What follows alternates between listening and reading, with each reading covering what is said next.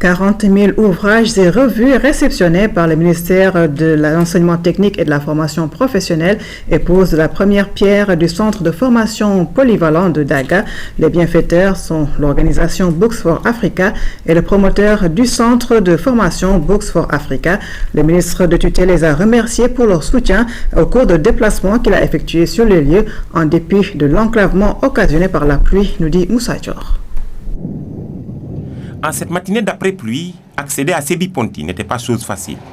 Mais c'était sans tenir compte sur la détermination du ministre Moussa Sakho et de son équipe qui tenait à dire merci à l'organisation dénommée Books for Africa, basée à Minnesota aux États-Unis, qui a offert 40 000 ouvrages et revues dans des disciplines telles que la santé, l'économie et les sciences à leur département.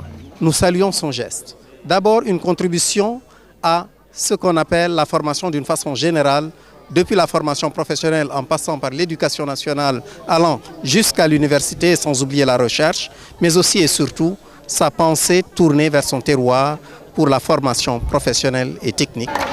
Après Sébi Ponti, c'était au tour des populations de Daga, en terroir Safer, de recevoir la délégation, et cette fois-ci pour les besoins d'une cérémonie de pose de la première pierre d'un centre de formation polyvalent, l'initiateur étant un fils du terroir. Mais attention, ce n'est pas un don, c'est une contribution à l'effort de développement initié par le président de la République.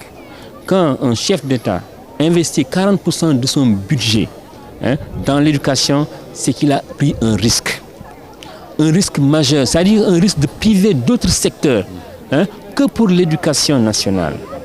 Mais c'est un risque calculé, parce que c'est seulement dans la formation et l'éducation que vous allez avoir des revenus à perpétuité. La réponse que nous avons accordée à ce patriote, Moussa Seck,